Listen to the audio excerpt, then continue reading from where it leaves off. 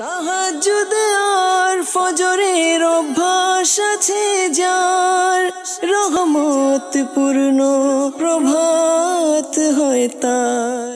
আলহামদুলিল্লাহি রাব্বিল আলামিন, আসসালাতু ওয়াসসালামু আলা সাইয়্যিদিল মুরসালিন, আম্মা বা'দু, আউযু বিল্লাহি মিনাশ শাইতানির রাজিম, বিসমিল্লাহির রহমানির রহিম। আসসালাতু ওয়াসসালামু আলাইকা ইয়া রাসূলুল্লাহ ওয়া আলা আলিকা ওয়া আসহাবিকা ইয়া হাবিবাল্লাহ। আসসালাতু ওয়াসসালামু আলাইকা ইয়া নবিয়াল্লাহ ওয়া আলা আলিকা ওয়া আসহাবিকা ইয়া নূরাল্লাহ। মাদানী চ্যানেলের দর্শক শ্রোতা, আলহামদুলিল্লাহ খাজা গরিবে নওয়াজ রাহমাতুল্লাহি তাআলা আলাইহির উরুস মুবারক উপলক্ষে আজকের অনুষ্ঠানে ইনশাআল্লাহ তাবারাক ওয়া তাআলা কোরআনে পাকের তেলাওয়াত এবং হামদে বারি তাআলা নাতে রাসূলে মকবুল সাল্লাল্লাহু তাআলা আলাইহি ওয়াসাল্লাম শুনবো। আমরা পাশাপাশি একটি বিষয় নিয়েছি আলোচনা করার জন্য, নেকির দাওয়াত দেওয়ার জন্য। সাথেই থাকবেন ইনশাআল্লাহ তাবারাক ওয়া তাআলা। নবী পাক সাল্লাল্লাহু তাআলা আলাইহি ওয়াসাল্লামের আলিশান ফরমান হচ্ছে, যে ব্যক্তি প্রতিদিন আমার উপর 50 বার করে দুরূদ শরীফ পাঠ করবে, কাল কিয়ামতের ময়দানে আমি তার সাথে মুসাফা করব। সল্লু আলাল হাবিব সাল্লাল্লাহু তাআলা আলা মুহাম্মদ সাল্লাল্লাহু তাআলা আলাইহি ওয়াসাল্লাম। দর্শক শ্রোতা, রাহমাতপুর্ণ প্রবাদ অনুষ্ঠান আলহামদুলিল্লাহ রাব্বিল আলামিন এক এক সময় এক একটি বিষয় নিয়ে আমরা আলোচনা করার চেষ্টা করি এবং প্রত্যেকটা বিষয় আমার আর আপনার জন্য খুবই গুরুত্বপূর্ণ হয়ে থাকে। আজকেও চমৎকার এক বিষয় প্রত্যেকটা ব্যক্তির সাথে জড়িত। আজকের বিষয় জানাবো কি বিষয় নিয়েছে, কি নিয়ে আলোচনা করছি আজকের অনুষ্ঠানে। চলুন এর পূর্বে যেখানে আছি আমরা ভালো ভালো নিয়ত সহকারে কোরআনে পাকের তেলাওয়াত শুনি, আর পাশাপাশি স্ক্রিনের দিকেও তাকাই। যে তেলাওয়াত আমরা শুনবো তার তরজমাও কিন্তু স্ক্রিনে দেখানো হবে। আল্লাহ তাআলা আমাদেরকে বোঝার তৌফিক দিক, আমাদেরকে কোরআনে পাকের তেলাওয়াত শুনিয়ে দিন। আউযু বিল্লাহি মিনাশ শাইতানির রাজীম। বিসমিল্লাহির রহমানির রহিম। إذ أرسلنا إليهم اثنين فكذبوهما فعززنا بثالث فقالوا إنا إليكم مرسلون قالوا ما أنتم إلا بشر مثلنا وما أنزل الرحمن من شيء إن أنتم إلا تكذبون صدق الله العظيم। সুবহানাল্লাহ। যে আয়াতে কারিমা আমরা শুনলাম, আল্লাহ তাবারক ওয়া তাআলা বনি ইসরাইলের জমানায় নবী আলাইহিস সালাতু ওয়াস সালাম যখন প্রেরণ করলেন বনি ইসরাইলের মধ্যে, তখন ওই জমানার লোকেরা অস্বীকার করলো তাদেরকে নবী মানতে। আর ওই সকল লোকেরা বলল কি, তোমরাও তো আমাদের মতোই, কিভাবে তোমরা আল্লাহর পয়গাম্বার হয়ে আমাদের কাছে এসেছো। এরপর আল্লাহ তাবারক ওয়া তাআলা নবী পয়গাম্বারদের প্রতি ওহী নাজিল করলেন। তারা ধীরে ধীরে ধীরে ধীরে মানুষকে বোঝাতে লাগলেন। একটা সময় এসে ওই কওমের লোকেরা, ওই গোত্রের লোকেরা ঈমান আনায়ন করলো। এখানেও ছিল নবী রসুলদের সাধারণ মানুষকে বোঝানোর একটা বিষয়। আমরা অনেক সময় অনেকে অনেক কাজের জন্য অনেক ক্ষেত্রে বোঝানোর চেষ্টা করি। কিভাবে বোঝাই? যেমনে সে বুঝতে চায় সেভাবেই আমরা বোঝাতে চাই। কিছু বিজ্ঞ লোক থেকে জানা যায় যে যখন আপনি কাউকে কোনো কিছু বোঝাবেন, তখন তার চিন্তা ভাবনা মোতাবেক তার সাথে কথা বলবেন, তার চিন্তা ভাবনা মোতাবেক তাকে বোঝাবেন, অতি তাড়াতাড়ি সে বুঝতে পারবে। উদাহরণস্বরূপ যদি বলি, তো কোনো ব্যক্তি ধাবিত মাদ্রাসার প্রতি, যখন আপনি তাকে কোনো কিছু বোঝাতে চাবেন বা ধর্মের কথা শিখাবেন, ইসলামের কথা শিখাবেন, তখন যদি আপনি তার সাথে মাদ্রাসার ব্যাপার নিয়ে বেশি কথা বলেন, অতি সহজে সে এটা শুনবে এবং অ্যাকসেপ্ট করে নিতে পারবে। এজন্য বলা হয়েছে, যে ব্যক্তির চিন্তা ভাবনা যেমন, তাকে ওই দিকগুলো নিয়েই বোঝানোর চেষ্টা করবেন, অতি তাড়াতাড়ি বুঝে যাবে। আবার অনেকের বোঝানোর পদ্ধতি আবার ভিন্ন হয়ে থাকে। বোঝাতে গিয়ে অপমান করে দেয়, বোঝাতে গিয়ে বিপরীত হয়ে যায়, আবার বোঝাতে গিয়ে অনেক মানুষ অনেককে নেককার বানিয়েছেন। এমনও লোক পাওয়া যাবে যারা অপর মানুষকে বুঝিয়ে দ্বীনের প্রতি ধাবিত করেছে এবং তার বোঝানোর কারণে মানুষ নেককার হয়েছে। আর কোরআনে পাকের মধ্যে আল্লাহ তাবারক ওয়া তাআলা ইরশাদ করেছেন, তোমরা মানুষকে বোঝাও। আল্লাহ মানুষকে বোঝানোর কথা বলেছেন এখানে। আর এই বোঝানোর পদ্ধতি কি হওয়া দরকার, আমরা অপরকে বোঝাবো তার পদ্ধতি কি হওয়া দরকার, কিভাবে বোঝাবো। কোনো ব্যক্তি গুনাহ করছে প্রকাশ্যভাবে, তাকে বোঝাবো কিভাবে। কোনো ব্যক্তি ভুলের মধ্যে আছে, তাকে বোঝাবো কিভাবে। একজন সাধারণ মানুষ, তাকে কিভাবে বোঝাবো। একজন শিক্ষিত মানুষ, তাকে কিভাবে বোঝাবো। এই বোঝানোর কিছু পদ্ধতি সিস্টেম আছে, আমাদেরকে সেটা জানতে হবে। বাবা হয় ছেলেকে কিভাবে বোঝাবে, ছেলে হয় বাবাকে কিভাবে বোঝাবে, টিচার ছাত্রকে কিভাবে বোঝাবে।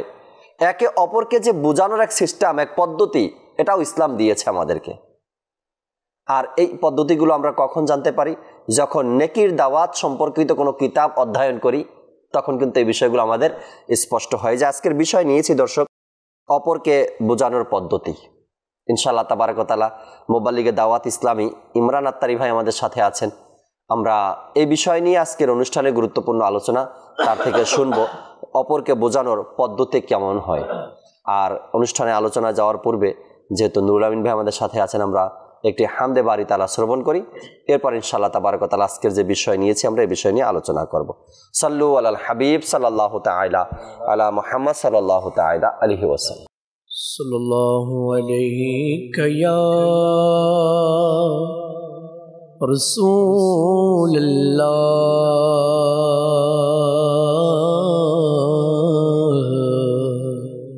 ওয়া সাল্লাম আলাইকা ইয়া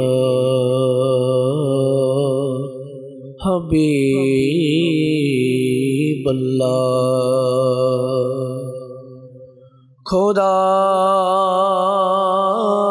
খোদার পরেশান তোমার, তুমি নবী দেরো সরদার। খোদা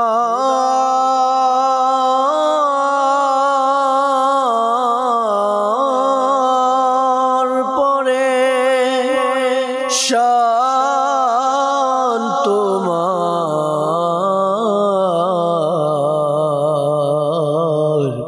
তুমি নবী দেরো সরদার। তুমি মালিকে জমানা मदनी मदीने वाले बोल सल्लल्लाहु अलैका या रसूलल्लाह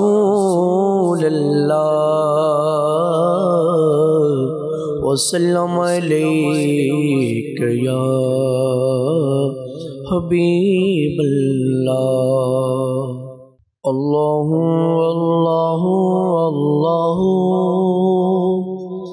अल्लाहु अल्लाहु अल्लाहु अल्लाहु अल्लाहु अल्लाहु अल्लाहु अल्लाहु अल्लाहु अल्लाहु अल्लाहु अल्लाहु अल्लाहु। देखती चाहे हृदय तुम्हें सुबहानुहु करे शोभे जिकिर अल्लाहु अल्लाहु।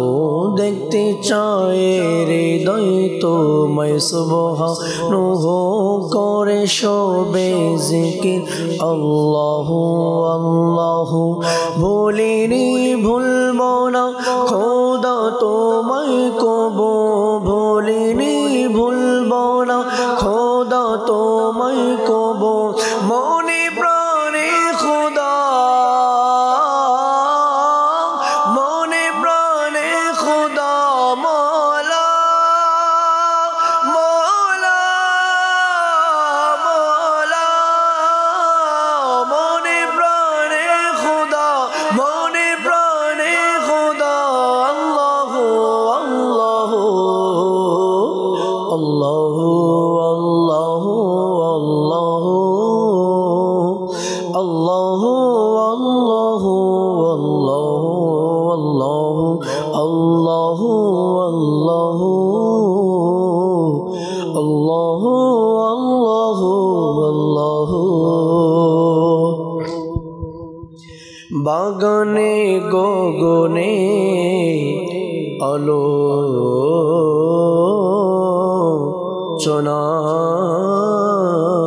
তোমার বাগানে গগনে আলোচনা তোমার প্রভাতে নিশীতে আলোচনা তোমার বাগানে গগনে আলোচনা তোমার প্রভাতে নিশীতে আলোচনা তোমার তুমি একক দ্বিতীয় অনন্ত অসীম তুমি একক দ্বিতীয় অনন্ত অসীম তবনে অংশীদার তবনে অংশীদার তবনে অংশীদার জাল্লা জালালুহু আল্লাহ আল্লাহ আল্লাহ আল্লাহ আল্লাহ আল্লাহ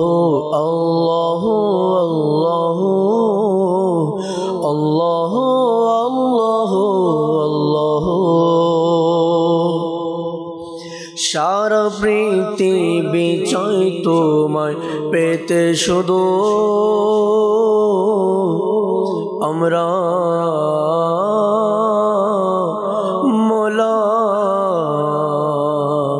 মোলা সারা পৃথিবী চাই তোমায় পেতে শুধু আমরা তোমার বান্দা হে সুবহানাহু তুমি পুত পবিত্র অনন্ত অসীম তুমি পুত পবিত্র অনন্ত অসীম হে রহিম রহমান হে রহিম রহমান মওলা মওলা মওলা হে রহিম রহমান হে রহিম রহমান আল্লাহ আল্লাহ আল্লাহ আল্লাহ আল্লাহ আল্লাহ আল্লাহ আল্লাহ আল্লাহ আল্লাহ আল্লাহ আল্লাহ আল্লাহ আল্লাহ আল্লাহ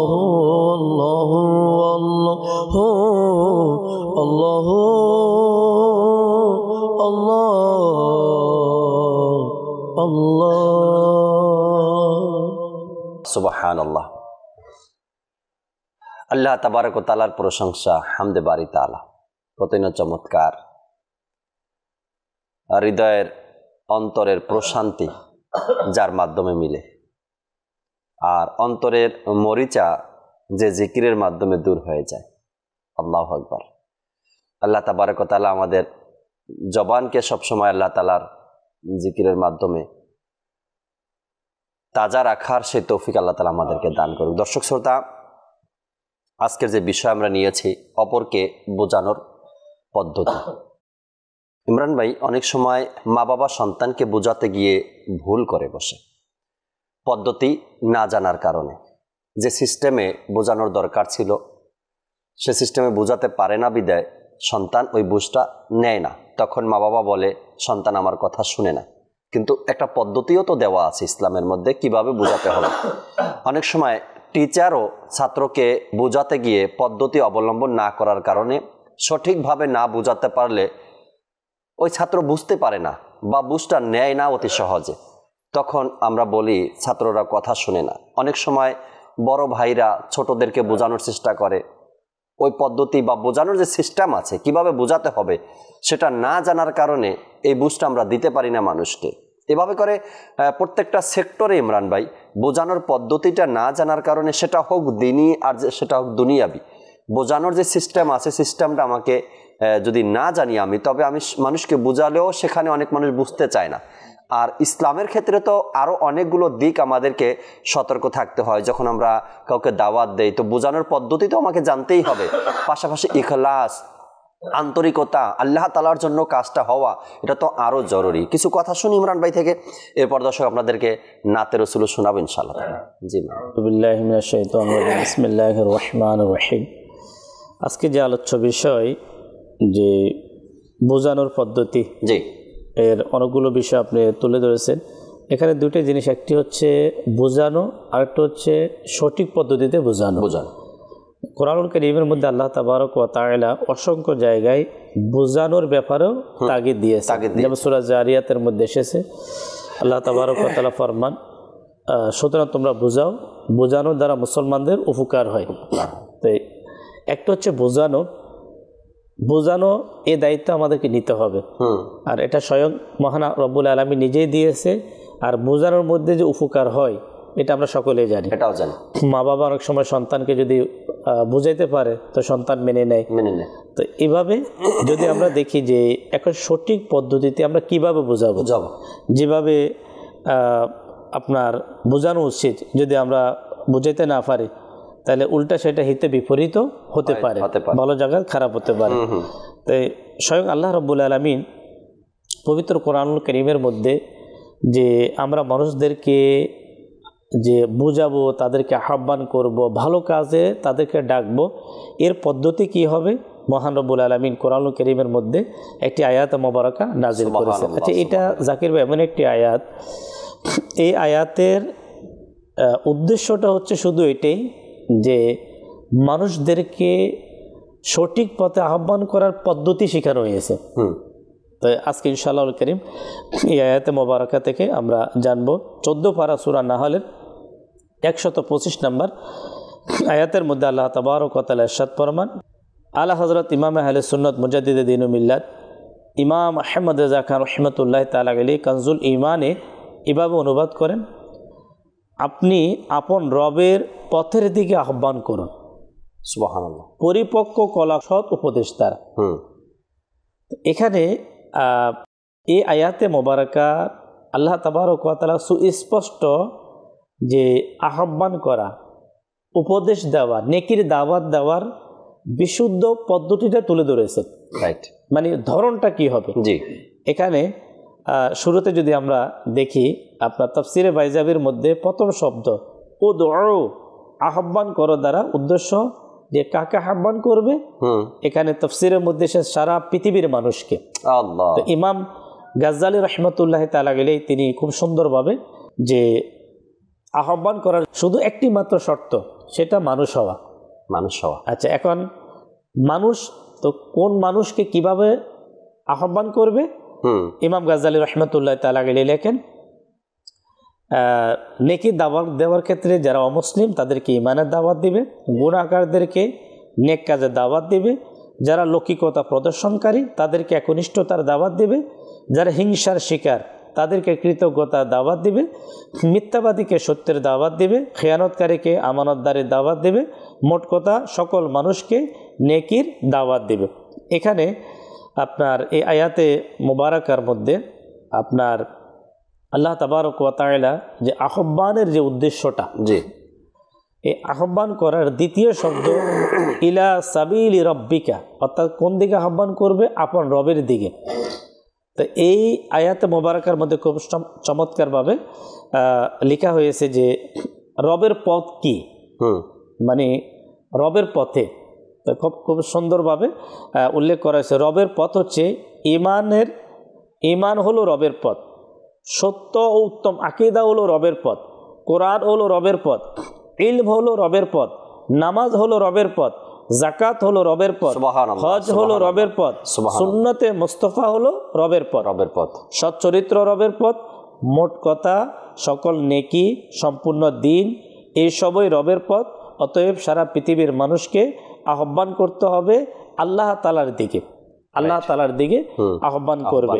তো এখানে আপনার আল্লাহ তাবারক ওয়া তাআলার দিকে যখন কোনো ব্যক্তি আহ্বান করবে মানুষকে, অর্থাৎ আপনার কাউকে নামাজের কথা বলবে, কাউকে প্রয়োজনে রোজার কথা বলবে, কাউকে প্রয়োজনে আপনার সত্য কথা বলার তাগিদ দিবে, কাউকে প্রয়োজনে আপনার মিথ্যা থেকে বাঁচার জন্য তাগিদ দিবে, মা বাবা তার সন্তানদেরকে মুরব্বীদেরকে সম্মান করার জন্য তাগিদ দিবে। অর্থাৎ যেই কোনো ভালো কাজের যে তাগিদ দিবে, এই তাগিদ দেওয়ার জন্য আল্লাহ তাবারক ওয়া তাআলা এই আয়াতের মধ্যে যে আপনার দুইটি শব্দ আল্লাহ তাবারক ওয়া তাআলা উল্লেখ করেছেন, অর্থাৎ আল্লাহ পাকের দিকে আহ্বান করার ক্ষেত্রে দুইটি ধরন শিক্ষা দেওয়া হয়েছে। একটি হচ্ছে বিল হিকমাতি, পরিপক্ক কলা কৌশল, একটা হচ্ছে হিকমত, যেটা এটা আরবি শব্দ, বাংলা হচ্ছে পরিপক্ক কলা কৌশল, একটা হচ্ছে সৎ উপদেশ দ্বারা।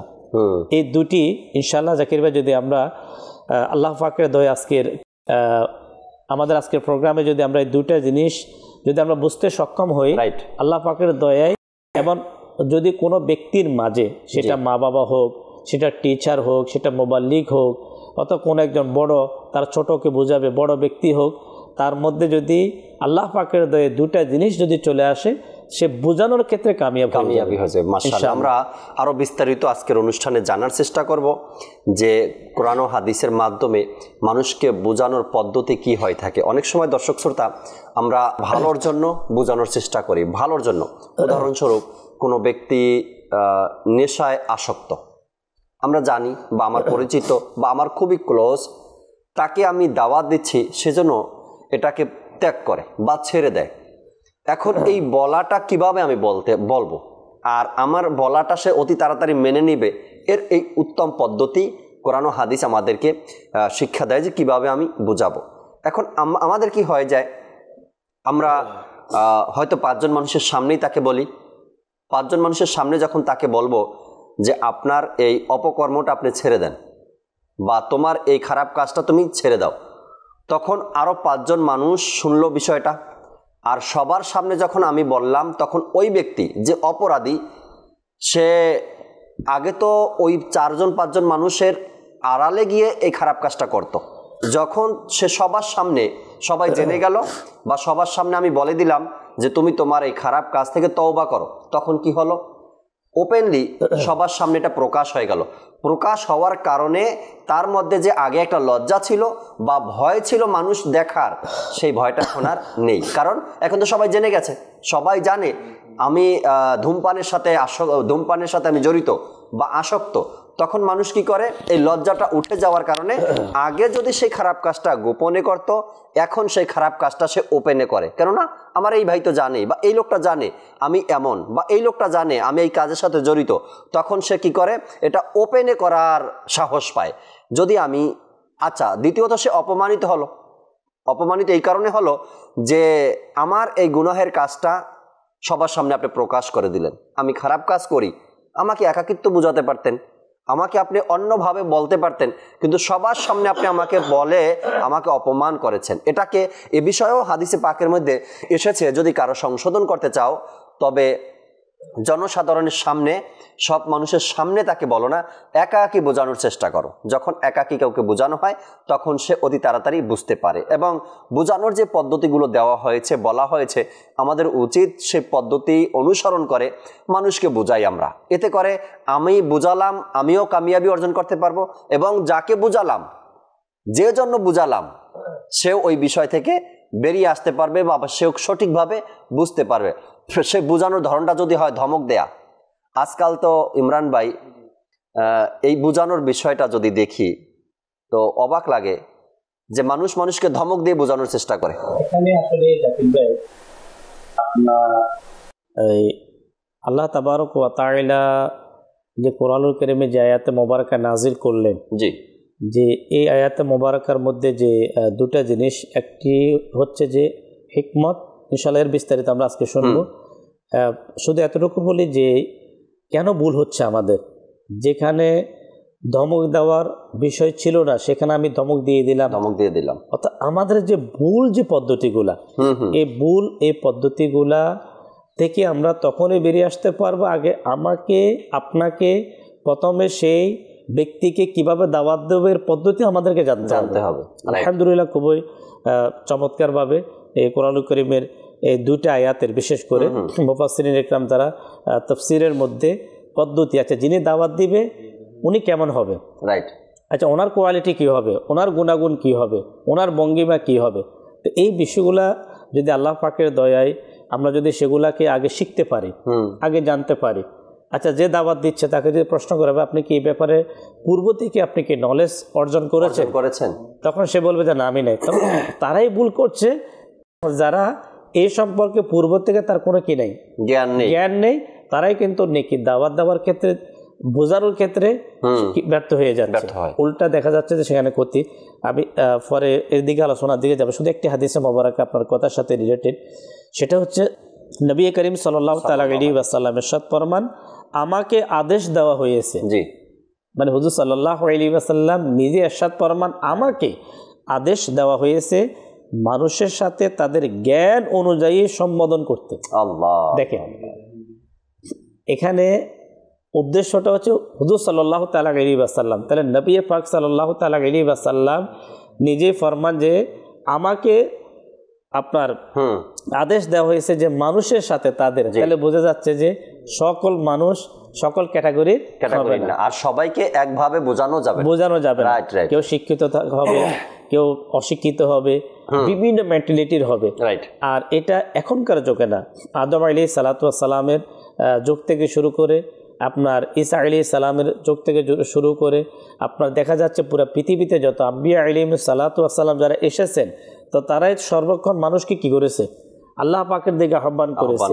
এই যে ক্যাটাগরিটা মানুষের, ওই জিনিসটা যদি আমরা পূর্ব থেকে যদি আমরা আপনার অর্জন করতে না পারি, আপনার অর্জন করতে চান, প্রত্যেকটা মা বাবাকে শিখতে হবে, সেটা টিচারকে শিখতে হবে, সেটা বড়জনকে শিখতে হবে, যারা উপদেশ দিতে চায় তাদেরকে প্রথমে কোরআনুল কারীম থেকে, হাদিসে মোবারকা থেকে, হুজুর সাল্লাল্লাহু তাআলা আলাইহি ওয়াসাল্লামের প্র্যাকটিক্যাল জিন্দেগি থেকে তাকে নলেজ নিতে হবে। নলেজ নেওয়ার পরে তখন সে জানবে যে আমি এখন যার সামনে উপস্থিত হলাম, যে বিষয়টা আমি বলতে চাচ্ছি এটা বলার পরিবেশ আছে কিনা। রাইট। অনেক সময় আপনার দেখবেন আপনার তো খুব শান শৌকতের সাথে গেলেন যে আমি ওনাকে এই বিষয়টা আমি উপস্থাপন করব, কিন্তু পরিবেশ বলে দিবে যে এখন না। এটা কখন বুঝবে জাকির ভাই? এটা বুঝতে হলে তাকে ওই পূর্ব থেকে তাকে কোরআন হাদিসের তাকে নলেজ লাগবে যে এখন সে পরিবেশটা আছে কিনা। এখন অনেক সময় দেখা গেছে আমরা তো গেলাম একটা কাউকে নেকির দাওয়াত দেওয়ার জন্য, বোঝানোর জন্য, গিয়ে দেখলাম ওখানে এমন কিছু ভদ্রলোক বসা আছে যাদের সামনে তাকে এই কথাগুলো বলা যাবে না, যে এই পরিবেশে বলা যাবে না, ওখানে বলে দিলে ক্ষতিই আছে। আর আমাদের দ্বারা এই ভুলটা বেশি হয়ে যায় যে কোন ব্যক্তিকে কখন কোথায় কিভাবে, মানে এখানে ওলামা ইকরাম খুব চমৎকার বলেছেন যে বোঝানোর ক্ষেত্রে কামিয়াব হওয়ার জন্য আপনার স্থান কাল, মানে এই স্থানে এবং এই কথাটা এটা প্রযোজ্য কিনা। যদি সে এই জিনিসটা কোন ব্যক্তিকে আল্লাহ তাবারক ওয়া তাআলা এই হিকমতটা যদি অর্জন করতে পারে, সুবহানাল্লাহ, তাহলে যে অ্যাক্সিডেন্ট আপনি বললেন এটা প্রায় অ্যাক্সিডেন্ট। এটা প্রতিষ্ঠানের ক্ষেত্রে হোক, আমাদের সাংগঠনিক ক্ষেত্রে হোক, বিভিন্ন ক্ষেত্রে এটা যদি এটা আল্লাহ তাআলার এক প্রকার বলা যায়, আল্লাহ তাআলা যাকে নসিব করে। ইনশাআল্লাহ আজকের প্রোগ্রামে বানিয়ে দাওয়াত ইসলামীর যে হিকমত গুলা দ্বীনের ক্ষেত্রে তিনি যে হিকমত অবলম্বন করেছেন, এটাও ইনশাআল্লাহ আমরা আজকে জানাবো ইনশাআল্লাহ। দর্শক, যেহেতু বোঝানোর পদ্ধতি আজকে আমরা শিখব এই অনুষ্ঠান থেকে, বোঝানোর পদ্ধতি, এরপর থেকে আমরা কাজে লেগে যাব, মানুষকে বোঝাবো এবং 3 দিনের সুন্নাতে বারা ইজতেমায় নিয়ে যাব বুঝিয়ে। আমার আত্মীয় স্বজন, বন্ধু বান্ধব, পাড়া প্রতিবেশী যারা আছে, আজকের অনুষ্ঠান থেকে জানবো আমরা বোঝানোর পদ্ধতি, নেকির দাওয়াত দেওয়ার পদ্ধতি শিখবো আজকে। আর এরপর থেকেই লেগে যাব নেকির দাওয়াতের কাজে। আমরা বোঝাতে থাকবো মানুষকে কোন পদ্ধতিতে বোঝাতে হবে, কিভাবে বোঝাতে হবে, আর কিভাবে বোঝালে তারা অতি তাড়াতাড়ি বুঝবে এবং 3 দিনের সুন্নাতে ভরা ইজতেমায় আসবে ইনশাআল্লাহ তাবারাক ওয়া তাআলা। চলুন নাত খা ইসলামী থেকে আমরা একটি নাতে রাসূল মকবুল সাল্লাল্লাহু আলাইহি সাল্লাম শুনি, এরপর দর্শক আপনাদের কলের দিকেও আসবেন ইনশাআল্লাহ তাআলা। জি নুরুন কাছে ডেকে নাও প্রিয় নবী, তবু দিদার দাও প্রিয় নবী।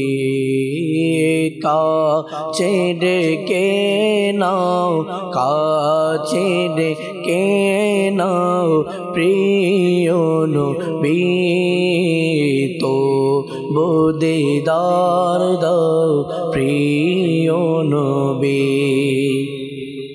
তো দিদারে ঈদ আমার, তো দিদারে ঈদ আমার, তো দিদার দাও, তো দিদার দাও প্রিয় নবী, কাছে ডেকে নাও প্রিয় নবী। হাসরে যেন মুখে থাকে, হাসরে যেন মুখে থাকে,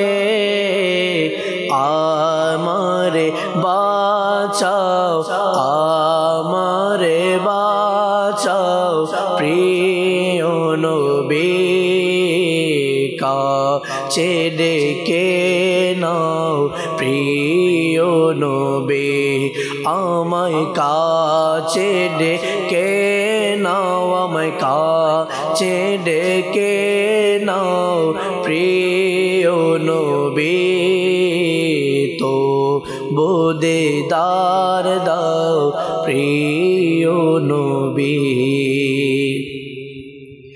গুম্বদে খাজরার ছায়া তোলে, গুম্বদে খাজরার ছায়া তোলে, আকা গুম্বদে খাজরার ছায়া তোলে, আমারে রেখে নাও, আমারে রেখে নাও প্রিয় নবী, কাছে ডেকে নাও প্রিয় নবী। গুনাহের সাগরে ডুবে আছি, গুনাহের সাগরে ডুবে আছে, আকা গুনাহের সাগরে ডুবে আছে, আমারে বাঁচাও, আমারে বাঁচাও প্রিয় নবী, তো দিদার দাও প্রিয় নবী, আকা কাছে ডেকে নাও, কাছে ডেকে নাও প্রিয় নবী, তো দিদার দাও প্রিয় নবী,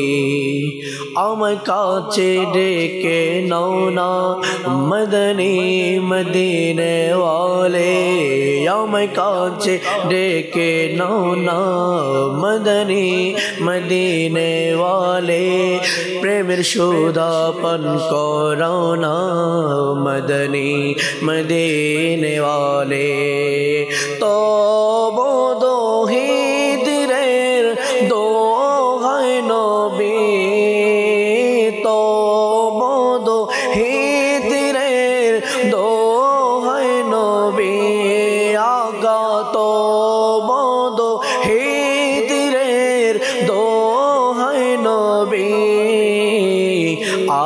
আপন করে নাও, আপন করে নাও প্রিয় নবী, তো দিদার দাও প্রিয় নবী, আমায় কাছে ডেকে নাও, কাছে ডেকে নাও প্রিয় নবী, তো দিদার দাও প্রিয় নবী, আকা তো দিদার দাও প্রিয় নবী, কাছে ডেকে নাও প্রিয় নবী।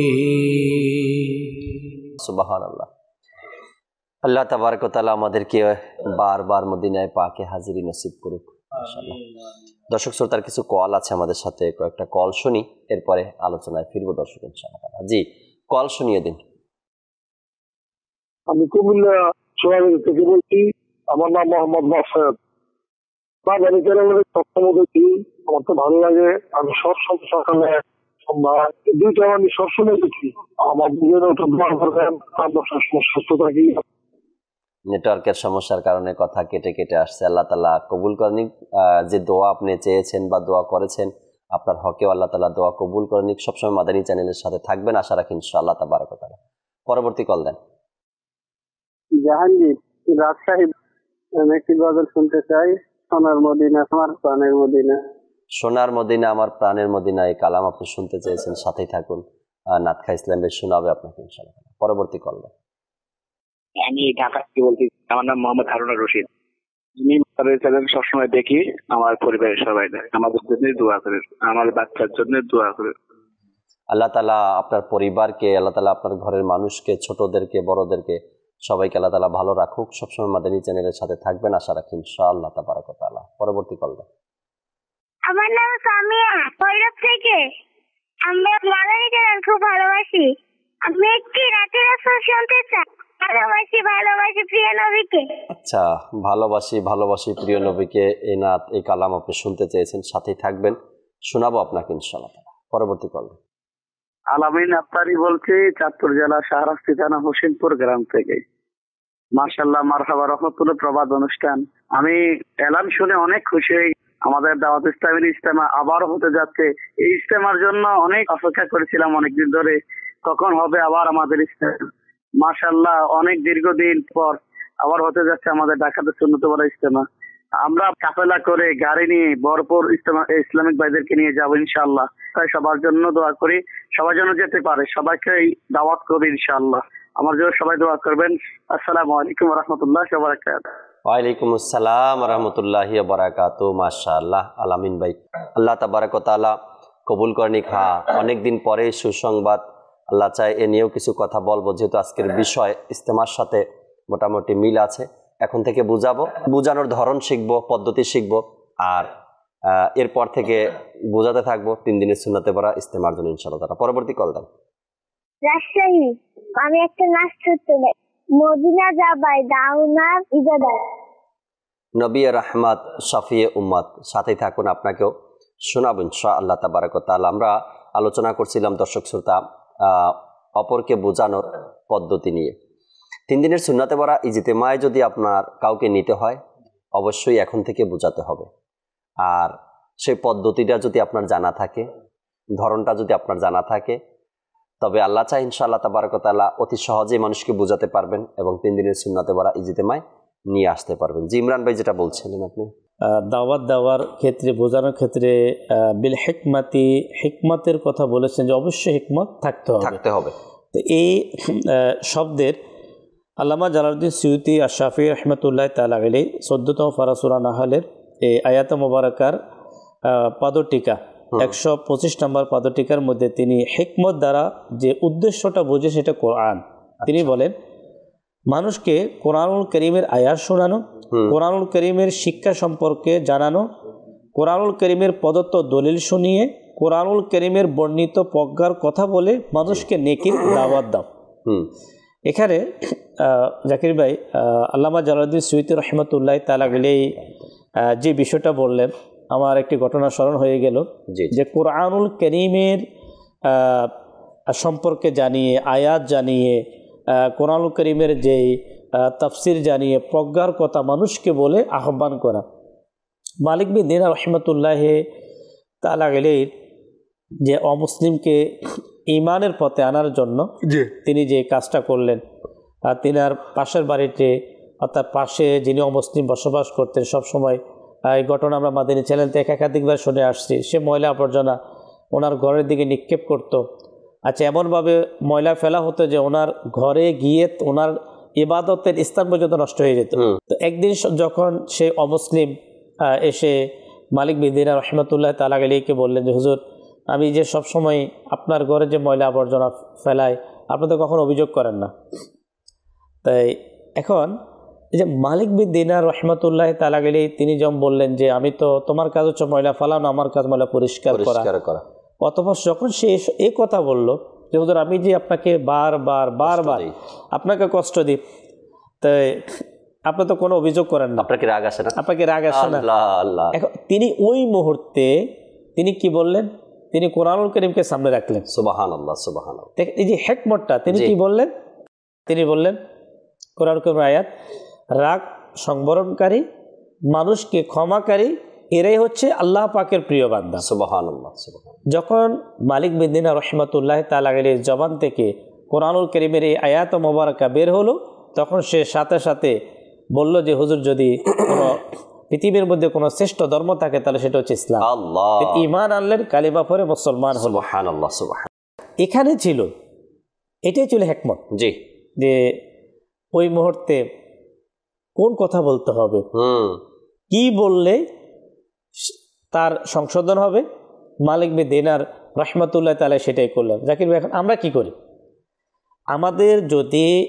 আমাদের যে ভুলগুলা, আজকে প্রতিবেশী আমার দ্বারা কষ্ট পাচ্ছে, আমার ভাই আমার দ্বারা কষ্ট পাচ্ছে, অনেকে আমার থেকে বিচ্ছিন্ন হয়ে যাচ্ছে, আমার থেকে দূরে সরে যাচ্ছে, আমি যদি কাউকে বোঝাতে যাই তো সে আরও কি হয়েছে, বিগড়িয়ে যাচ্ছে, রাগ করছে আর উল্টা। এর কারণ হচ্ছে যে আমি ওই মুহূর্তে যে ওনাকে বোঝানোর যে পদ্ধতিটা, কৌশলটা আমার দরকার ছিল, যে হিকমতটা দরকার ছিল, আমরা শুনলাম সাইয়েদনা মালিক বিন দিনার রহমতুল্লাহ তাআলা আলাইহি তিনি ওই মুহূর্তে এমন একটা হিকমত অবলম্বন করলেন, নিজের কথা কিছুই বলেন না, রবের কথা শোনালেন, কোরআনের কথা শুনিয়ে দিলেন। রহমতুল্লাহ তাআলা আলাইহির ঘটনা হয়তো আপনার মনে আছে ইমরান ভাই, হিকমত আল্লাহওয়ালা ব্যক্তিদের কাছে যারা মানুষকে বোঝানোর চিন্তায় থাকে, আমি মানুষকে এই ব্যক্তি কিভাবে বোঝাবো। বাইজিদ বুস্তামি রহমতুল্লাহ তাআলার ঘরের পাশেও কিন্তু একজন অমুসলিমের ঘর ছিল।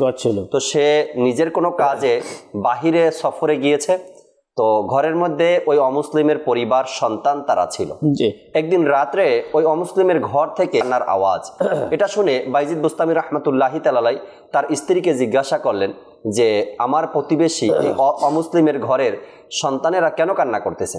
তখন বাইজিদ বুস্তামি রহমতুল্লাহি তাআলা আলাইহি তার স্ত্রী উত্তর দিলেন যে সে তো এলাকার বাহিরে গেছে সফরে, কোথাও বাচ্চাদেরকে পরিবারকে রেখে গেছে, তার ঘরে আলো না থাকার কারণে বাচ্চারা ভয় পাচ্ছে, রাত্রে আলো না থাকার কারণে ভয় পায় আর এজন্য কান্না করে। বাইজিদ বুস্তামি রহমতুল্লাহি তাআলা আলাইহি এমন একটা সুযোগের অপেক্ষায় ছিল হিকমতের সাথে কিভাবে তাকে মুসলমান বানানো যায়। তো বাইজিদ বুস্তামি রহমতুল্লাহি তাআলা আলাইহি পরের দিনই বাজার থেকে তার ঘরের জন্য আলো কিনে আনলো, বাতি লাইট কিনে আনলো, এনে পরের দিন রাতে তার ঘরে ওই লাইট পাঠিয়ে দিলেন, আলো পাঠিয়ে দিলেন। তখন বাচ্চাদের কান্না বন্ধ হয়ে গেল, রাতে কান্না করছেন। আর অমুসলিম যখন সফর থেকে ঘরে ফিরলো, তো ঘরে এসে দেখে তার স্ত্রীর থেকে অমুসলিমের সব শুনলো যে বাইজিদ বুস্তামি রহমতুল্লাহি তাআলা আলাইহি তার ঘরের জন্য লাইট কিনে দিয়েছে এবং তার বাচ্চাদের কান্নাকাটি বন্ধ হয়েছে। তখন ওই অমুসলিম বলল, যে ঘরে বাইজিদ বুস্তামি রহমতুল্লাহি তাআলা আলাইহির আলো জ্বলতেছে সে ঘরে কিভাবে অন্ধকার থাকতে পারে, চলো আমরা সবাই মিলে কালেমা পড়ে মুসলমান হয়ে যাই। হিকমতের সাথে তাদের বোঝানোর, এটা ছিল নীরব এক মেসেজ, তাই না? সে কিন্তু মৌখিকভাবে দাওয়াত দেয়নি, কিন্তু এই অপেক্ষায় ছিল হিকমতের সাথে তাদেরকে কখন আমি এই সুযোগটা পাবো এবং দাওয়াত দিব আর তারা মুসলমান হয়ে যাবে। আল্লাহ তাআলার দয়ায়, আল্লাহ তাআলার যে হুকুম আহকামগুলো রয়েছে কোরআনে পাকের মধ্যে, নবী পাক সাল্লাল্লাহু আলাইহি সাল্লামের যে দিক নির্দেশনা রয়েছে হাদিসে মোবারকার মধ্যে, অর্থাৎ হিকমতের সাথে মানুষকে সঠিক পদ্ধতিতে বোঝানো। পৃথিবীর যে কোনো কাজে, সেটা নেকির দাওয়াত হোক, আমরা যে কোনো কাজ সঠিকভাবে যদি আমরা করতে যাই তাহলে আমাদের সলফে সালেহিন যারা, আল্লাহ তাবারক ওয়া তাআলার নেক বান্দাদের জীবনী আমাদেরকে স্টাডি করতে হবে। আমরা যে কোনো দিক থেকে আলোচনা করি না কেন, আপনার প্রত্যেকটা আলোচনার মধ্যে সৈয়দি আলা হযরত ইমাম আহলে সুন্নাত ইমাম আহমদ রিজা খান রাহমাতুল্লাহ তাআলা আলাইহির দিকটাকে যদি আমরা নিয়ে আসি, যদি হিকমত সম্পর্কে আলা হযরতের মিলাদ শরীফে আমরা একটা শব্দ বলি, হিকমতে আলা হযরত পে লাখো সালাম। এর কারণ কি? গত 100 বছরে যারা ইসলামের প্রচার করেছে, ইসলামের দাওয়াত দিয়েছে, যারা মানুষকে সত্যের দিকে আহ্বান করেছে, তাদের মধ্যে যিনি সবচাইতে বেশি হিকমতের অধিকারী হয়েছেন তিনি ছিলেন আলা হযরত ইমাম আহমদ রিজা খান রাহমাতুল্লাহ তাআলা আলাইহি। একটা ছোট্ট একটা ঘটনা বলি, সৈয়দি আলা হযরতের হিকমতটা কেমন ছিল বোঝানোর ক্ষেত্রে। সৈয়দ জাদা আলে রসুল ওনার কাছে আসলেন। তো যখন সামনে যখন আসলেন তো তিনি দেখতে পেলেন যে ওনার হাতের মধ্যে আংটি ছিল। আচ্ছা, হাতের মধ্যে আংটি ছিল, তা উনি নিজের থেকে ওনার কাছে সেটাকে চাইলেন। মানে কেউ কারো কাছে চাই, আলা হযরত রহমতুল্লাহ তাআলা আলাইহি কোনো বয়ান করেন নাই, আংটি পরা হারামি সে কোনো কিছু না বলে ওনার কাছে সেটাকে ওনার কাছে যে আংটি স্বর্ণের সেটাকে উনি চাইলেন।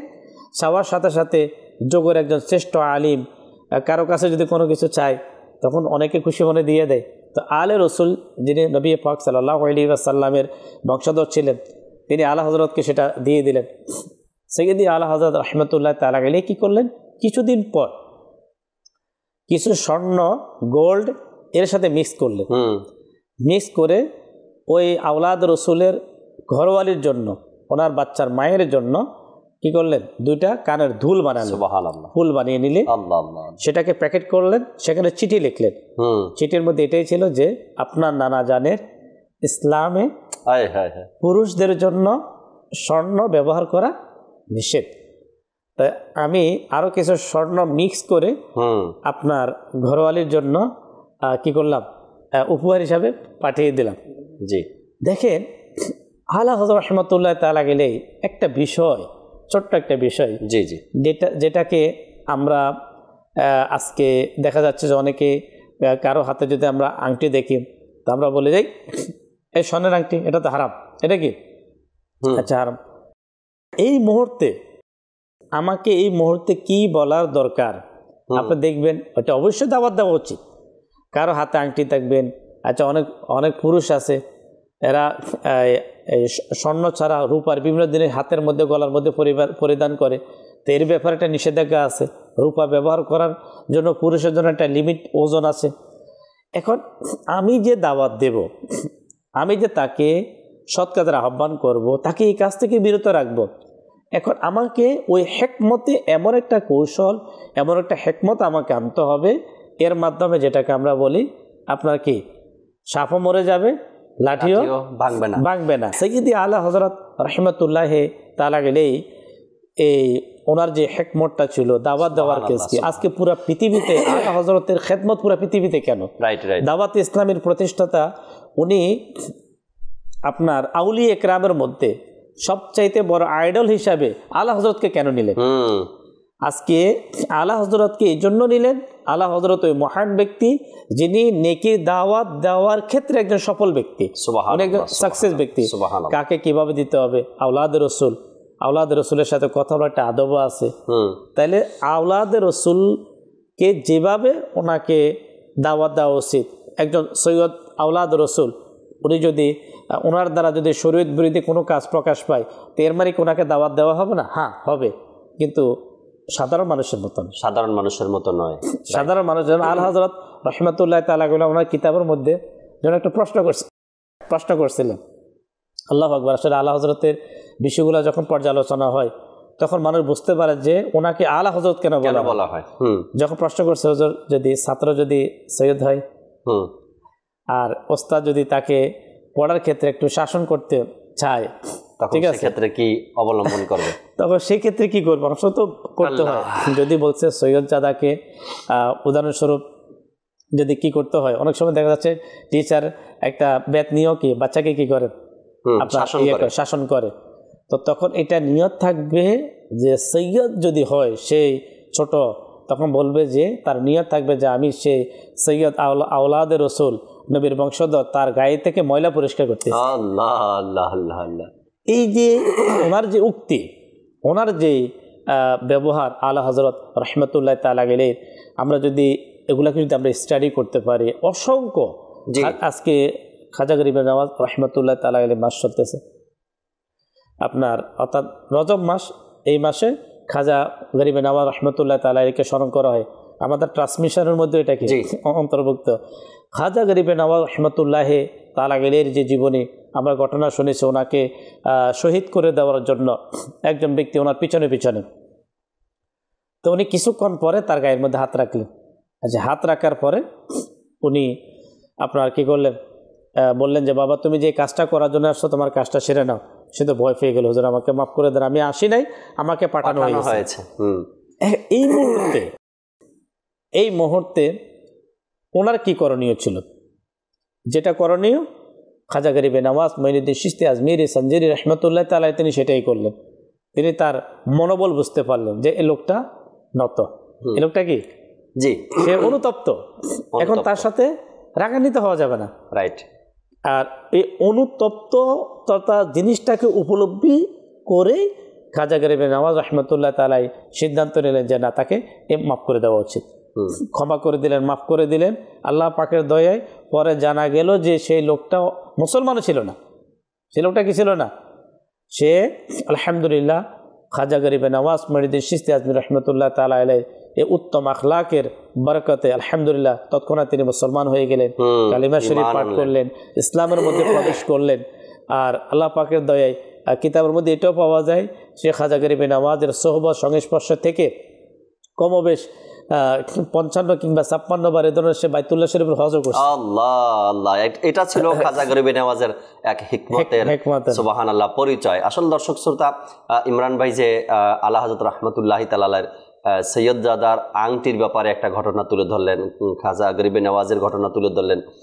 আমাদেরও এমন জায়গাতে যেতে হয়, কিছু লোকের কাছে এভাবেও যেতে হয় যাদেরকে আমরা ডাইরেক্টলি কোনো কিছু বলতে পারবো না, হিকমতের সাথে তার সাথে কথাগুলো বলতে হবে বা কাজটা দেখাতে হবে। অনেক সময় এমন লেভেলের মানুষের কাছে যাই যা তাকে সরাসরি বলতে পারি আলহামদুলিল্লাহ দাওয়াত ইসলামের 3 দিনের সুন্নাতে ভরা ইজতেমা অনুষ্ঠিত হতে যাচ্ছে, আপনিও আসবেন। আর কিছু লোককে আবার এমন মানুষ আছে তাদেরকে সরাসরি মাঠে নিয়ে যাওয়া দরকার হয়। এমন অনেকগুলো নেকির দাওয়াতের মধ্যে পদ্ধতি সিস্টেম দেখাতে হয়, মানুষকে করতে হয়। আমরা না জানার কারণে হয়তো দেখা গেছে আমি দাওয়াত দিলাম কিন্তু সে বুঝে নাই, আমি নিতে চাইলাম সে যায়নি, তাকে আমি বলতে চাইলাম সে শুনেনি। এখন অনেক সময় আমরাও নেকির দাওয়াত দেওয়ার জন্য বাহিরে যাই, মানুষকে বোঝানোর জন্য যাই।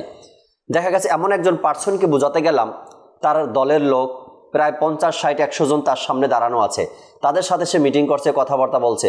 ওই মুহূর্তে যদি আমি যত মূল্যবান কথা বলি না কেন, সে অতটা মন দিয়ে শুনতে পারবে না, অথবা আমার কথার সে উত্তরও দিতে পারবে না। এখন বলাটা আমার জন্য কি হলো, বেকার হয়ে গেল। আমি বললেও সে শুনতে পারছে না, তার কারণ তার দলের লোক, তার কাছের লোক বা তার আশেপাশের মানুষজন অনেক বেশি ভিড় আছে, তাদের সাথে কথা বলতেছে, এক একজন এক একভাবে নিচ্ছে এটাকে। তখন আমার এই দাওয়াত দেওয়াটা সে এতটা গুরুত্বপূর্ণ সহকারে নিতে পারছে না তার কাছে মানুষ থাকার কারণে। এ কারণে সময় সাপেক্ষে, স্থান কাল পাত্র বুঝে আমাদেরকে কাজ করা, দাওয়াত দেওয়া, মানুষকে বোঝানো। যখন এভাবে বোঝাতে পারবো, আশা রাখা যায়। কেবলা শাইখে তরিকাত আমির আহলে সুন্নাতের হিকমতের কথা বলছিলেন ইমরান ভাই একটু আগে। দাওয়াত ইসলামীতে সাপ্তাহিক সুন্নাতে ভরা ইজতেমা হয় বৃহস্পতিবার। আর এই রাতকে, বৃহস্পতিবার এই রাতকে ইতেকাফের রাত আমির আহলে সুন্নাত দিয়েছেন দাওয়াত ইসলামী ওয়ালাদের জন্য। এর মধ্যে যে কত বড় হিকমত আছে এই বৃহস্পতিবারের রাতকে ইতেকাফের রাত দেওয়ার কারণে, কত বড় হিকমত। এটা যারা মহলের মধ্যে পুরানো আছে বা যারা ইতেকাফ করে একমাত্র তারা বুঝতে পারবে এর মধ্যে কত হিকমত রয়েছে। এরপরে দাওয়াত ইসলামের মধ্যে 3 দিনের মাদানী কাফলা রয়েছে। আল্লাহ আল্লাহ, তো আল্লাহ তাবারক ওয়া তাআলার দয়ায় আল্লাহওয়ালা ব্যক্তিদের কাছে হিকমত এমন থাকে, বোঝানোর পদ্ধতি জানা থাকে, তার কারণে তাদের কাছে হাজার নয় লাখ লাখ মানুষ। আজ দেখেন আমির আহলে সুন্নাত গত শনিবার দিন 3 দিনের সুন্নাতে ভরা ইজতেমার এলান করেছেন মাদানী মুজাকারাতে। আল্লাহু আকবার। রাত প্রায় বাংলাদেশ টাইম প্রায় 12টার পরে, 12:30টার কাছাকাছি এই সময়ও। তারপরেও হাজার হাজার মানুষ এটাকে অ্যাকসেপ্ট করে নিয়েছেন এবং এর খুশিতে মেসেজ মোবারকবাদ দেওয়া শুরু হয়ে গেছে, আমির সুন্নাতের মাধ্যমে এলান হয়েছে। তো আল্লাহওয়ালা ব্যক্তিদের হিকমত দেখেন। দাওয়াত দেওয়ার ক্ষেত্রে একটা হিকমত শুনি একটু পরে, একটু কয়েকটা কালাম আছে, অনুরোধের কালামগুলো শুনি, এরপরে শেষ কিছু আলোচনা ইনশাআল্লাহ আমরা এ ব্যাপারে করবো আল্লাহ চায়। কিছু অনুরোধের কালাম ছিল, দর্শকের এগুলো শুনিয়ে দিন আমাদের। সোনার মদিনা আমার প্রাণের মদিনা, সব বলিব কিন্তু তোমায় ভুলতে পারি না, সব বলিব কিন্তু তোমায় ভুলতে পারি না, ভুলিনি ভুলব না ভুলতে পারি না, ভুলিনি ভুলব ভুলবো না বলতে পারি না, সব বলিব কিন্তু তোমায় ভুলতে পারি না মদিনা, সব বলিব কিন্তু তোমায় ভুলতে পারি না। ইয়সরিব নামে তুমি ছিলে অলক্ষণের দেশ, বড়ই মারাত্মক যে ছিল তোমার পরিবেশ। ইয়সরিব নামে তুমি ছিলেন অলক্ষণের দেশ, বড়ই মারাত্মক যে ছিল তোমার পরিবেশ।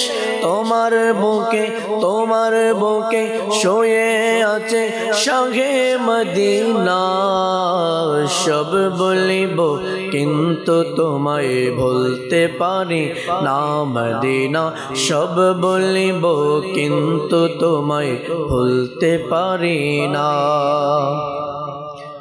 মদিনা যাওয়ার দাও না ইজাজত, নবী রহমত শফিয়ে উম্মত। মদিনা যাওয়ার দাও না ইজাজত, নবী রহমত শফিয়ে উম্মত।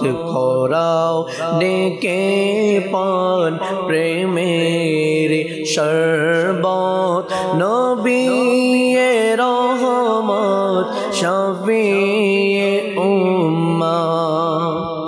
জ্বালাও বুকে মোর এমন আগুন, শান্ত যেন হয় না কবু এমন। জ্বালাও বুকে মোর এমন আগুন, শান্ত যেন কবু হয় না এমন।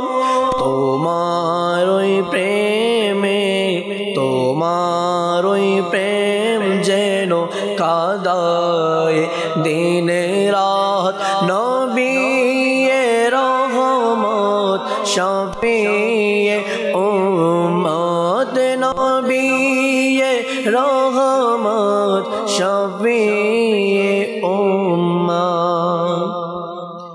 ভালোবাসি ভালোবাসি প্রিয় নবীকে, ভালোবাসি ভালোবাসি প্রিয় নবীকে। আমরা আল্লাহ আর নবীকে ভালোবাসি, আমরা আল্লাহ আর নবীকে ভালোবাসি। তাই তো মোরা জান্নাতের অধিকারী। ভালোবাসি ভালোবাসি প্রিয় নবীকে, ভালোবাসি ভালোবাসি প্রিয় নবীকে। আবু বকর ওমর উসমান আলী, আবু বকর ওমর উসমান আলী, সব সাহাবীকে মোরা ভালোবাসি। ভালোবাসি ভালোবাসি প্রিয় নবীকে, ভালোবাসি ভালোবাসি প্রিয় নবীকে।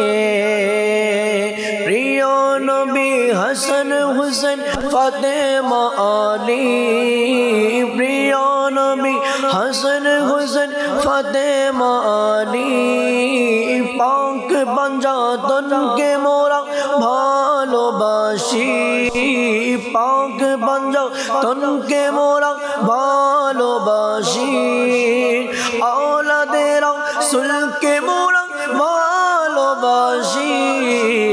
ভালোবাসি ভালোবাসি প্রিয় নবীকে, ভালোবাসি ভালোবাসি প্রিয় নবীকে। রুদের কালামগুলো শুনছিলাম আমরা, আলহামদুলিল্লাহ রাব্বিল আলামিন। আর আলোচনাও শুনছি, আর দেখতে দেখতে অনুষ্ঠানের প্রায় শেষের দিকে শেষ কিছু কথা বলি। ইমরান ভাই আমিরুল সুন্নাতের এক হিকমতের কথা আমাদেরকে জানাবেন ইনশাআল্লাহ তাআলা। এরপরে আমরা অনুষ্ঠান থেকে বিদায় নেব।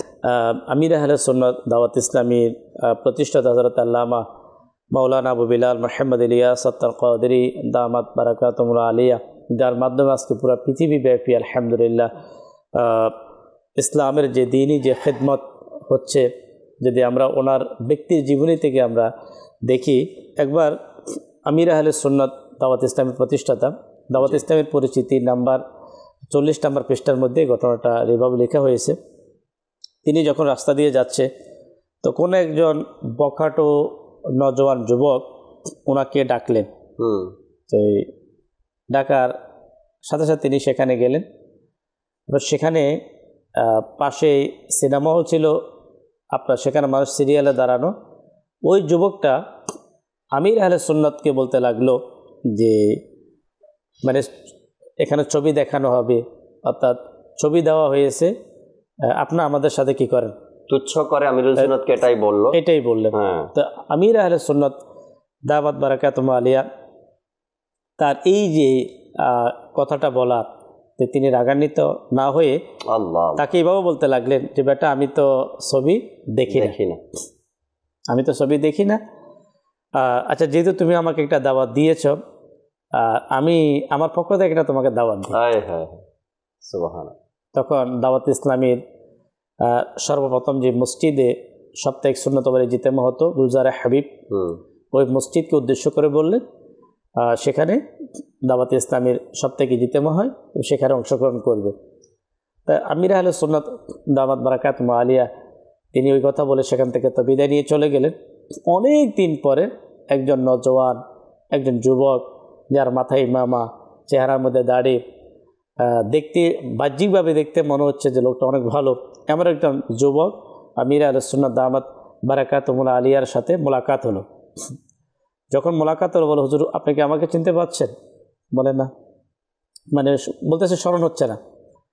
বললো আমি হচ্ছি ওই যুবক, যে যুবক আপনাকে ওই সিনেমা হলের পাশে দিয়ে যাওয়ার সময় আপনাকে ডেকেছে আর আপনাকে এই কথাগুলো বলেছে, আর আপনি বলেছেন যে দাওয়াত ইসলামের ইজতেমা অংশগ্রহণ করবে। আলহামদুলিল্লাহ, আমি সেই যুবক, ইজতেমাতে অংশগ্রহণ করলাম, আল্লাহ পাকের দয়ায় আমি আমার জিন্দেগির সমস্ত গুনাহ থেকে তওবা করলাম, আর এখন এই অবস্থা আপনার সামনে। আল্লাহ আল্লাহ। এখানে আমি জাকির ভাই মাদারী ছেলের দর্শক শ্রোতাকে বলবো যে এখানে আমির আহলে সুন্নাত দাওয়াত বারাকাতুহুল আলিয়া ওনার দুটা জিনিস এখানে প্রকাশ পেয়েছে। আমরা যে আয়াতে মোবারকা শুনলাম, এই আয়াতে মোবারকার মধ্যে আপনার দুইটি পদ্ধতি, একটা হচ্ছে বিল হিকমতি, আরেকটা হচ্ছে ওয়াল মাউইযাতিল হাসানা। দুইটা শব্দ, একটা হচ্ছে হিকমত, আরেকটা হচ্ছে উত্তম সদুপদেশ, মানে নম্রতা। এখানে আলহামদুলিল্লাহ আল্লাহ পাকের দয়ায় আমির আহলে সুন্নাত দাওয়াত বারাকাতুহুল আলিয়া তিনি হিকমত অবলম্বন করেছেন এবং তার সাথে ভালো ব্যবহারও করেছেন, দুইটা জিনিস। আজকে আমি এই লাস্টের যে শব্দের ইমাম জালালউদ্দিন সুয়ুতী রহমতুল্লাহ তাআলা আলাইহি যারা বোঝাবে, নেকি দাওয়াত দিবে, তাদের নম্রতা কেমন হবে, তাদের কোয়ালিটি কেমন হবে। আপনি বললেন যারা সাপ্তাহিক ইজতেমার জন্য 3 দিন ইজতেমার জন্য দাওয়াত দিবে, তো যারা দাওয়াত দাতা দায়ী, তো তাদের কোয়ালিটি কি, এটিও বড় একটা ফ্যাক্ট। এই জিনিসটা ইনশাল্লাহ আমি আরজ করার চেষ্টা করছি, যেটা আলহামদুলিল্লাহ আমির আহলে সুন্নাতের মাঝে পাওয়া গিয়েছে। ইমাম জালালউদ্দিন সুয়ুতী রহমতুল্লাহ তাআলা আলাইহি তাফসিরে জালালাইনের এই আয়াতে মোবারকার পাদটিকায় তিনি লেখেন, এর উদ্দেশ্য হচ্ছে নম্র কথা, অর্থাৎ নেকি দাওয়াত প্রদানকারীর নম্রতার সহিত নেকি দাওয়াত দেওয়া জরুরি। এখানে আপনার এর যদি আমরা একটু বিস্তারিত দিকে যাই, বাস্তবতার প্রতি দৃষ্টি দিন, নেকি দাওয়াত নম্রতার সহিত হয়ে থাকে, কেননা নেকি দাওয়াত প্রদানকারী যে হোক না কেন সে মানুষকে নিজের কথা বুঝিয়ে থাকে, আর কঠোরতা বোঝানো নয় বরং ঝগড়ার ধরন হয়ে থাকে। বোঝা ও বোঝানো এগুলো নম্রতার সহিত হয়ে থাকে, আর ঝগড়া কঠোরতার সহিত হয়ে থাকে। একজন মুবাল্লিগ যে নেকির দাওয়াত দেয় তার কাজ হলো ঝগড়া বন্ধ করা, ঝগড়া করা বা ঝগড়া বৃদ্ধি করা এটা মুবাল্লিগের কাজ নয়। তাই যদি স্বয়ং মুবাল্লিগেই কঠোরতা অবলম্বন করে তবে তো সেই মুবাল্লিগেই রইল না, বরং তার এই চাহিদা তৈরি হয়ে গেল, কেউ তাকে নেকির দাওয়াত দিক। তাই যারা নেকির দাওয়াত দিবে তাদের উচিত নিজের দায়িত্বকে অনুধাবন করে নম্রতা সহকারে নেকির দাওয়াত প্রসার এবং প্রসার করা। জি, এখানে আমরা ওই ঘটনাকে যদি আমরা শামিল করি, আল্লাহ তাবারক ওয়া তাআলা আল্লাহ পাকের নবী রসুল হযরত মুসা আলা নবীনা ওয়া আলাইহিস সালাতু ওয়াস সালাম কে আপনার ফিরাউনের কাছে আপনার আল্লাহ পাকের একাত্ম বা তৌহিদের দাওয়াত দেওয়ার জন্য যখন পাঠালেন, তখন আল্লাহ তাবারক ওয়া তাআলা সেখানে মুসা আলাইহিস সালাতু ওয়াস সালামকে উদ্দেশ্য করে বললেন যে আপনি যখন তার সামনে উপস্থিত হবেন এবং তাকে দাওয়াত দিবেন, আহ্বান করবেন, তখন নম্রতা অবলম্বন করবেন। এখানে দেখেন একজন সাধারণ মানুষ, এদের বিষয়টা হচ্ছে আলাদা আলাদা। যেখানে যারা আল্লাহ পাকের নবী রসুল হয়ে পৃথিবীতে এসেছে, যারা সাধারণ মানুষদের জন্য একজন পয়গাম্বর, যারা জান্নাতি হওয়ার মধ্যে কোনো সন্দেহ নাই, মানে সমস্ত কোয়ালিটি, যত ভালো ভালো কোয়ালিটি গুণ যাদের মাঝে, তারাই নবী রসুল। তারপর আল্লাহ তাবারক ওয়া তাআলা স্বয়ং নিজেই বলেন, যখন আপনি ফিরাউনের কাছে তাকে উপদেশ দেওয়ার জন্য যাবেন, তখন নম্রতা অবলম্বন করবেন। তাহলে আমি মনে করি এই কথাটাই, এটাই আমাদের জন্য যথেষ্ট। আমাদের তো কোনো সিরিয়ালে নেই, আমাদের যে অবস্থান, আপনার কোথায় ওলি, গস, কুতুব, আবদাল, একজন সাধারণ মানুষ থেকে আল্লাহর হাবিব সাল্লাল্লাহু তাআলা আলাইহি ওয়াসাল্লাম কিতাব উলামায়ে কেরাম লেখেন যে 27টা স্তর। কয়টা স্তর? 27টা। নবী আলাইহিস সালাতু ওয়াস সালামদের ব্যাপারে আল্লাহ তাবারক ওয়া তাআলা এমন ইরশাদে কারিমা করেছেন, আসলে আমরা ব্যক্তি সাপেক্ষে তাদের সাথে আচরণ করি। কেমন আচরণ করি? যদি দেখি একটু প্যান্ট শার্ট পরা, ইন করা, স্টাইল করা, একটু মানে এভাবে চলছে স্মার্টভাবে, তো মনে করি খুব শিক্ষিত, খুব সম্মানিত, খুব ভালো, খুব ভদ্র, তখন তাকে গিয়ে ছাড় এভাবে নেকির দাওয়াত দেই। আবার যখন দেখি কোনো ব্যক্তি, ব্যক্তি সাপেক্ষে আপনাকে তার সাথে তার জ্ঞান অনুযায়ী তার সাথে ব্যবহার করতে হবে, বোঝাতে হবে। তার মানে এমনটা যেন না হয় যে একজনের সাথে আমি দুর্ব্যবহার করলাম, আর একজনের সাথে আমি ভালো ব্যবহার করলাম। এর উদ্দেশ্য কি আপনার, সেটাও আপনাকে দেখতে হবে। যদি আপনার উদ্দেশ্য হয় আল্লাহ তার রাসূলের জন্য, উদ্দেশ্য যদি হয় নেকির দাওয়াত দেওয়া, মানুষকে বোঝানো, তবে আপনাকে এই পদ্ধতি অবলম্বন করতে হবে। পোশাক দেখে নয়, ওই ব্যক্তির স্থান, ওই ব্যক্তির পদমর্যাদা দেখে তার সাথে কথা বলতে হবে। আর নেকির দাওয়াত দিচ্ছি আমি, ইমরান ভাই যেটা বললেন, ঝগড়া করতে যাইনি আমি, সেখানে নেকির দাওয়াত দেওয়ার জন্য গেলাম। আর নেকির দাওয়াতের ব্যাপারটা হয় নরম ভাষায়, সুন্দরভাবে বোঝানোর মাধ্যমে হয়। আর যেটা ঝগড়া, সেটা কর্কট ভাষা হয়, চিল্লানো হয়, আওয়াজ দেওয়া হয়, তো সেটার জন্য আমরা যাই না। এটার জন্য যারা যায় তারা যায়। আমরা 3 দিনের সুন্নতে বারা ইজতেমা কেন করছি? মানুষকে বোঝানোর জন্য করছি। আপনি এলাকা থেকে কাউকে নিয়ে আসবেন বুঝিয়ে 3 দিনের সুন্নতে বারা ইজতেমায়, সেখানেও মুবাল্লিগে দাওয়াত ইসলামী সংশোধনমূলক বয়ান করবে, তাকে বোঝাবে, তাকে আরও ইসলামের প্রতি ধাবিত করবে, কিভাবে সে ইসলামকে আরও সঠিকভাবে বুঝতে পারে। সেখানে তো ঝগড়া করার জন্য নয়। তো বোঝানোর আন্দাজ একরকমের হয়, আর ঝগড়ার আন্দাজ কিন্তু আর এক রকমের হয়, বিষয়টাই আলাদা। তো এজন্য ওলামা একরাম মুফাসসিরগণ যেভাবে বলেছেন যে কোরআন ও হাদিসে এভাবে এসেছে, বোঝানোর ব্যাপারটা এভাবে বোঝাতে হবে, সুন্দর ব্যবহারের মাধ্যমে, সুন্দর শব্দের মাধ্যমে, সুন্দর কথার মাধ্যমে বোঝাতে হবে আমাদেরকে। অনেক সময় আমরা অনেকগুলো কথা চলে আসে, আজকের যে বিষয় বোঝানোর ব্যাপারটা, যে আমরা নেকির দাওয়াত দিতে চাই বা বোঝাতে চাই, তো মানুষের দোষগুলো আগে বর্ণনা করি। একদিকে আমরা গীবতের মধ্যে পড়ে গেলাম। আচ্ছা, এমন একজন ব্যক্তির কাছে আপনি গেলেন নেকির দাওয়াত দেওয়ার জন্য, বোঝানোর জন্য, তার কিছু দুর্বলতা আপনার চোখে প্রকাশ। এখন আমরা কি করি? সেখানে তো বলতে পারলাম না, তার সামনে বলার তো হয়তোবা সেই কোয়ালিটি আমার নেই বা সেই সৎ সাহস আমার কাছে নেই। আমরা নিজের কাজটা করে সেখান থেকে বের হয়, এরপর নিজেদের মধ্যে আলোচনা শুরু করে দেই, ভাই দেখো কি অবস্থা, দেখো ভাই এমন চলে, ভাই এমন করে, মিথ্যা বলে বা ধূমপান করে বা নামাজ পড়ে না, এটা সেটা। আমরা যাকে দাওয়াত দিতে গেছিলাম তো একটা মুস্তাহাব কাজের জন্য, তাই না? এরপরে বের হয় আমরা কি করছি? গীবত করছি, হারাম কাজের মধ্যে আমরা লিপ্ত হয়ে গেলাম। এমনটা যেন না হয়। কেবলা শাইখে তরিকাত আমিরুল সুন্নাতের উত্তম পদ্ধতি আর হিকমত কেমন দেখেন। যদি আমিরুল সুন্নাতের কাছে, ইমরান ভাই আপনিও দেখেছেন, কোনো ব্যক্তি মোলাকাত করতে আসছে, দেখা করতে আসছে, তার মুখে দাড়ি নেই, আমিরুল সুন্নাত ডাইরেক্ট বলেন না এটা যে তোমার মুখে দাড়ি নেই, বা এটা তো অমুসলিমদের কালচার, বা রসুল সাল্লাল্লাহু আলাইহি সাল্লামের মনে কষ্ট দিচ্ছ তুমি, ডাইরেক্ট বলে না। আমিরুল সুন্নাতের একই পদ্ধতি, আল্লাহু আকবার, শুধু তার হাতটা এভাবে বুলিয়ে দেয়, তার হাতটা দুইও হাত আমিরুল সুন্নাত এভাবে দেয়, এভাবে ওই ব্যক্তির যার মুখে দাড়ি নেই তার মুখে এভাবে দেয়। তো আল্লাহ তাআলার ওলির হাত লেগেছে ওর গালে, আর ও বুঝে যায় যে আমিরুল সুন্নাত কেন আমার গালে হাত দিয়েছে। তো এ কি করে, নিয়ত করে সাথে সাথে উত্তর দিয়ে দেয়, হ্যাঁ মুর্শিদ আমি দাড়ি রেখে নিব। বলতে হয় না, আর বলেও না যে আপনার দাড়ি নেই, আপনি দাড়ি কাটছেন তো অমুসলিমদের প্রথা এটা বলেন আমিরুল সুন্নাত, শুধু হাত বুলিয়ে দেয়। তো ও বলে আমি দাড়ি রাখার নিয়ত করলাম। আমি হাজারো ইসলামী ভাইদেরকে দেখছি আমিরুল সুন্নাতের কাছে যাওয়ার পূর্বে বাবরি শরীফ সাজিয়ে নেয়, কেননা ওখানে যদি যায় আমিরুল সুন্নাত যদি দেখে চুল মাথায় বাবরি চুল নেই, তো আমিরুল সুন্নাত শুধু ইশারা করে। তো দেখা যায় ইসলামী ভাইদেরকে ভালো ভালো নিয়ত সহকারে আমিরুল সুন্নাতের কাছে যাবো, তো আমি বাবরি সাজিয়ে নিচ্ছি। এবার আমাদের সফরের মধ্যে জি বাবুল মদিনা মুর্শিদের শহরে সফরকারী ছিল, সুবহানাল্লাহ, তো সকল ইসলামী ভাই ছিল উমরাকারী। জি, আর আমরা সবাই জানি উমরার মধ্যে আপনার চুল ফালানোর ইয়েটা সুন্নতের মধ্যে শামিল। রাসূল সাল্লাল্লাহু আলাইহি ওয়াসাল্লাম তিনবার দোয়া করছেন মাথা মুন্ডানোর ব্যাপারে।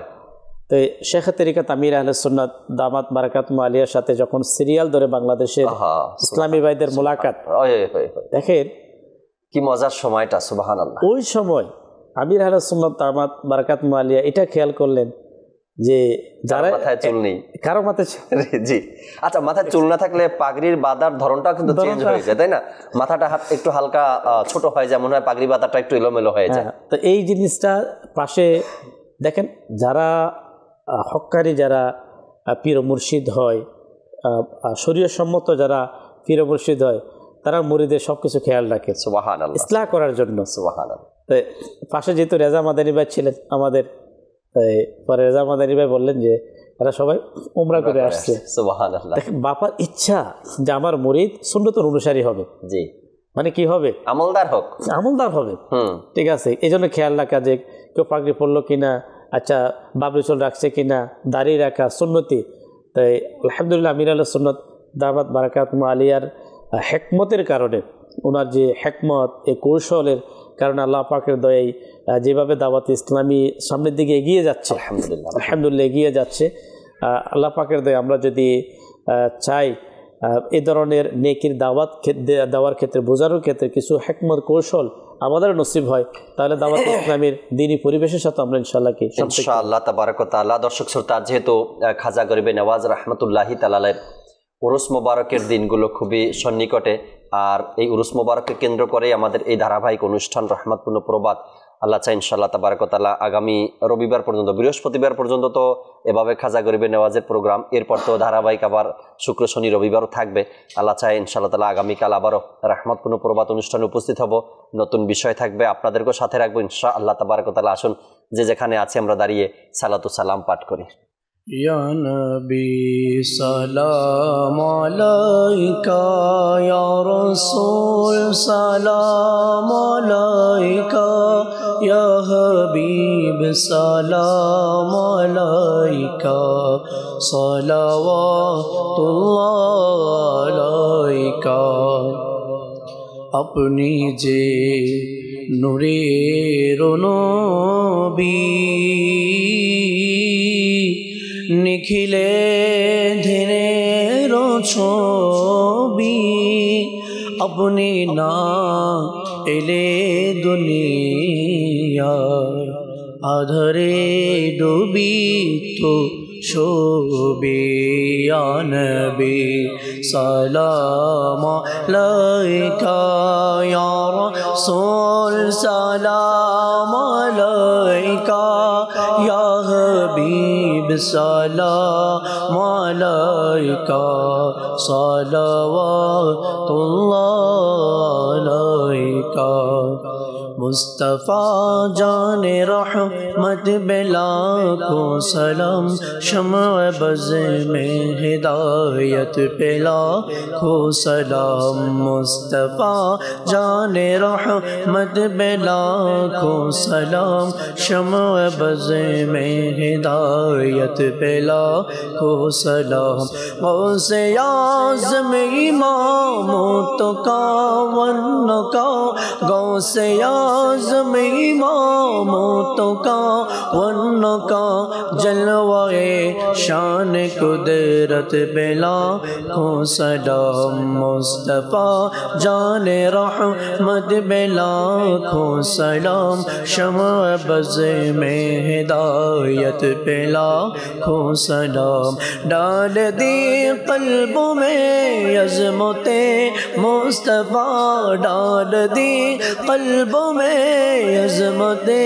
मुस्तफ़ा सैयदी आला हज़रत पेला को सलाम मुस्तफ़ा जाने रहमत बेला को सलाम शम्अ बज़ में हिदायत पेला फैज़ से जिनके लाखों नमाज़ी बने फैज़ से जिनके लाखों इमाम में सजे उस अमीर अहले सुन्नत पेला को सलाम मुस्तफ़ा जाने रहमत बेला को सलाम शम्अ बज़ में हिदायत पेला को सलाम मुस्तफ़ा जाने रहमत बेला को सलाम शम्अ बज़ में हिदायत पेला को सलाम